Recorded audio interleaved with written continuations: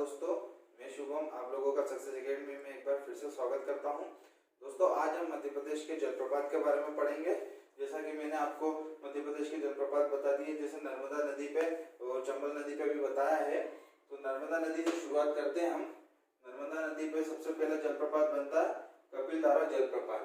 नर्मदा नदी जहाँ से शुरू होती है वहीं से 8 किलोमीटर दूर, लगभग नर्मदा कुंड से 8 किलोमीटर दूर उत्तर पश्चिम में कपिलधारा जलप्रपात बनाती है नर्मदा नदी, जो कि कहाँ है?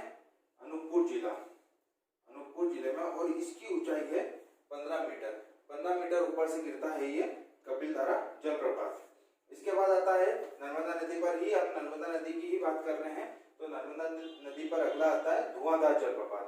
धुआंधार जलप्रपात आप लोगों ने सुना भी होगा और पढ़ा भी होगा, जो कि भेड़ाघाट जबलपुर में। इसकी ऊंचाई है 18 मीटर। ये 18 मीटर ऊंचाई से गिरता है। उसके बाद हम थोड़ा आगे चलते हैं तो दुग्धारा जलप्रपात, जो कि अनूपपुर में बनता है।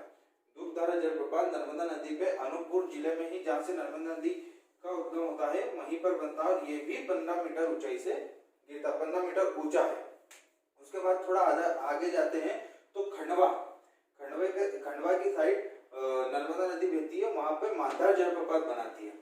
खंडवा में जैसे ओमकारेश्वर है, ओमकारेश्वर मांधार के अंदर ही पड़ता है, तो वहां पे मांधार जलप्रपात बनाती है, जो कि बड़वा और हंडिया के मध्य में पड़ता है और ये 12 मीटर ऊंचा है।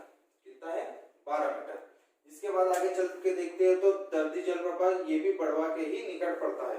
बड़वा के निकट एक और पड़ता है दर्दी जलप्रपात। उसके बाद खरगोन में नर्मदा नदी जब पहुंचती है तो खरगोन में महेश्वर के निकट सहस्त्र जलप्रपात बनाती है, जो कि 8 मीटर ऊंचा जलप्रपात है।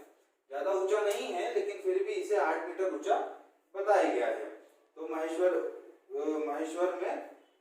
जो कि खरगोन में पड़ता है, वहां पर नर्मदा नदी सहस्त्रधारा जलप्रपात बनाती है। तो ये नर्मदा नदी के जलप्रपात है। ज्यादातर तो नर्मदा नदी ही जलप्रपात बनाती है। चंबल नदी इन पे भी बनते हैं। तो जैसे चंबल नदी की बात करें तो अगली बड़ी नदी चंबल नदी है, तो मैंने उसके जलप्रपात भी बताया। उसका जलप्रपात है चुलिया जलप्रपात, जो कि चंबल नदी में पड़ता है। और कई किताबों में आपको लिखा हुआ मिल जाएगा कि ये मंदसौर जिले में। चुलिया जलप्रपात चंबल नदी पे मंदसौर जिले में बनता है, लेकिन मंदसौर नहीं है, मंदसौर से थोड़ी सी आगे बेसुरोड़गढ़ चित्तौड़गढ़ में जाके पड़ता है, जो कि 18 मीटर ऊंचाई से गिरता है। और उसके बाद एक और चंबल नदी पे जलप्रपात बनता है, जो कि है पाताल पानी जलप्रपात। आप सभी ने नाम सुना भी होगा, जो कि इंदौर के निकट महू में पड़ता है। इंदौर के निकट महू, जहाँ से चंबल नदी का उद्गम होता है, महू की जानापाव पहाड़ी से, वहीं पर इंदौर के निकट महू पाताल पानी जलप्रपात बनाया जाता है। एक और जलप्रपात है जो कि इंदौर के निकट बनता है, झाड़ीदाह जलप्रपात। झाड़ीदाह जलप्रपात भी चंबल नदी पर इंदौर के निकट बनता है। अब ये तो हमने नर्मदा और चंबल की बात कर दी। अब हम आगे के और जलप्रपात पढ़ते हैं। आगे के जलप्रपात में जैसे बिहड़ नदी पे बनाया हुआ जलप्रपात, बीना नदी, ऐसे अनेक जलप्रपात है। पंचमढ़ी में बनते हैं जलप्रपात। तो ये सब मैं आपको आगे लिखवाता हूँ। आगे हम बात करते हैं पंचमढ़ी की। पंचमढ़ी जिसे पहाड़ों का क्षेत्र भी कहा जाता है, पर्वतीय क्षेत्र भी कहा जाता है पंचमढ़ी। वहां पे 3 जलप्रपात गिरते हैं। आप पंचमढ़ी जाओ तो वहां पे 3 जलप्रपात आपको दिखेंगे। एक है अप्सरा जलप्रपात, दूसरा होता है पंचमढ़ी में डचेस फॉल जलप्रपात, और तीसरे जलप्रपात की बात करें तो रजत जलप्रपात, जिसे सिल्वर वाटरफॉल भी कहते हैं। तो इन्हें आप याद रख सकते हो। अडर से, अ से अप्सरा जलप्रपात, ड से डचेस फॉल जलप्रपात और र से रजत जलप्रपात। तो ये पंचमढ़ी में आते हैं। अब अगला आता है बिहड़ नदी। तो बिहड़ नदी पर चचाई जलप्रपात है। कौन सा जलप्रपात है?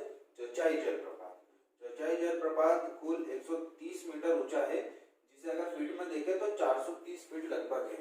ये एक केवटी जलप्रपात है, लगभग उसी के बराबर है। केवटी जलप्रपात भी रीवा में बनता है, बिहड़ नदी भी रीवा में बहती है।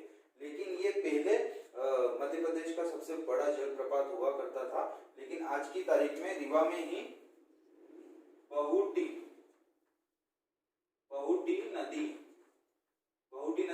बनता है बहुटी जलप्रपात। बहुटी नदी पर बनता है बहुटी जलप्रपात। वो आज की तारीख में मध्य प्रदेश का सबसे बड़ा जलप्रपात है। वो कुल 650 फीट ऊंचा है। 650 फीट उसकी ऊंचाई है। ये जो चचाई जलप्रपात है ये रीवा जिले की सेमलिया तहसील में पड़ता है। और ये जो बहुटी जलप्रपात है ये रीवा ही जिले की एक नईगढ़ी तहसील है, वहां पर बनता है। तो बहुटी नदी पे बनता है बहुटी जलप्रपात, जो कि रीवा में ही है, जो आज की तारीख में मध्य प्रदेश का सबसे बड़ा जलप्रपात है। मध्य प्रदेश का सबसे बड़ा जलप्रपात है बहुटी जलप्रपात। अगले की बात करें तो बीना नदी। बीना नदी में एक है भालगुण जलप्रपात, जो कि सागर में पड़ता है। बीना नदी सागर में बहती है, सागर जिले में, तो भालगुण जलप्रपात सागर में पड़ता है। और एक और है राहतगढ़ जलप्रपात, जो कि सागर में है। अब कुछ किताबों में आपको मिलेगा राहतगढ़ जलप्रपात चंबल नदी सागर। अब ये तो हो नहीं सकता है कि चंबल नदी सागर में से आके बहेगी। चंबल नदी तो यहाँ से होती हुई यहाँ निकल जाती है, सागर तो यहाँ पड़ता है, चंबल नदी यहाँ आती कहाँ है? तो चंबल नदी, ये तो गलत बात है कि चंबल नदी पे बनता है, लेकिन हाँ राहतगढ़ जलप्रपात सागर में बनता है। अब बात करें तो जो भालगुण जलप्रपात है, भालगुण जलप्रपात वही राहतगढ़ जलप्रपात भी है। ये कंफ्यूजिंग होगा थोड़ा। जो भालगुण जलप्रपात है वही राहतगढ़ जलप्रपात भी है। जहाँ पे भालगुण जलप्रपात बनता है उस जगह का नाम राहतगढ़ है, सागर में। तो इसलिए कहते हैं भालगुण जलप्रपात राहतगढ़ में बनता है। इस वजह से कहीं पे इसे भालगुण जलप्रपात भी कहते हैं और राहतगढ़ जलप्रपात भी कहते हैं, और ये सागर में बनता है। ये गलत बात है कि ये चंबल नदी पे बनता है, तो ऐसा किसी किताब में हो तो आप उस पर मत जाना। राहतगढ़ जलप्रपात सागर में ही बनता है और ये बीना नदी पे बनता है, ये तो आप मान के चलिए। अब इसके बाद हम देखते हैं और जलप्रपात है, जैसे कि केन नदी पर एक बनता है केन नदी। केन नदी पर बनता है पांडव जलप्रपात।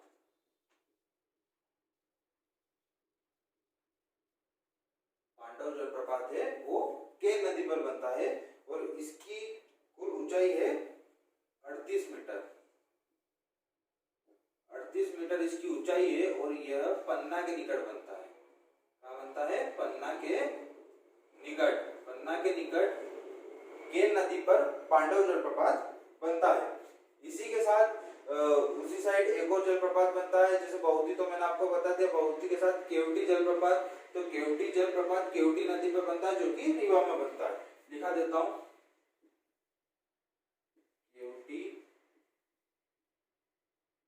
जलप्रपात कहाँ बनता है? ये बनता है केवटी नदी पर रीवा में। रीवा में केवटी नदी पर ये जलप्रपात बनता है। इसी के साथ एक और जलप्रपात जो कि रीवा में बनता है वो है पूर्वा जलप्रपात। पूर्वा जलप्रपात ये भी रीवा में बनता है। रीवा में बनता है और ये टोंस नदी पे बनता है। ये बनता है टोंस नदी। टोंस नदी पर रीवा में पूर्वा जलप्रपात बनता है। इसके साथ एक और याद रखो आप, शंकर खो जलप्रपात, जो कि जामनेर सिवनी अभ्यारण्य, वो है अपना शंकर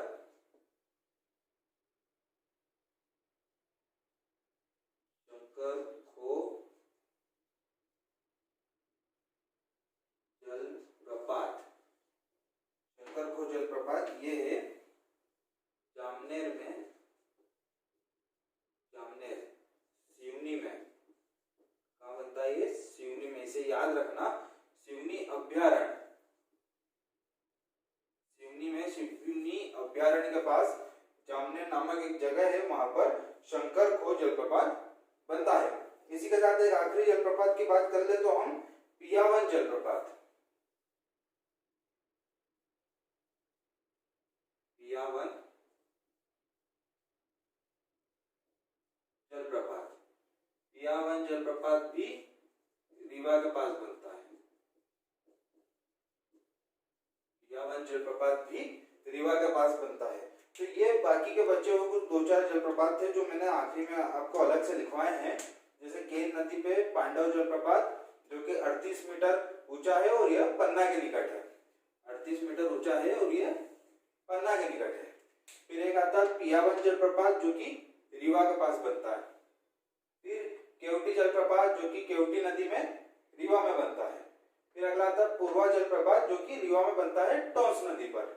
और फिर आखिरी में आता है शंकर खो जलप्रपात जो कि सिवनी अभ्यारण्य के पास जामनेर नामक स्थान पे बनता है। तो ये सारे हमने आज मध्य प्रदेश के जलप्रपात कवर किए हैं और मुझे उम्मीद है आप लोगों को बहुत अच्छे से समझ आए होंगे। तो दोस्तों अगर आपको समझ आए हैं तो प्लीज वीडियो को लाइक करें, ज्यादा से ज्यादा शेयर करें और चैनल को सब्सक्राइब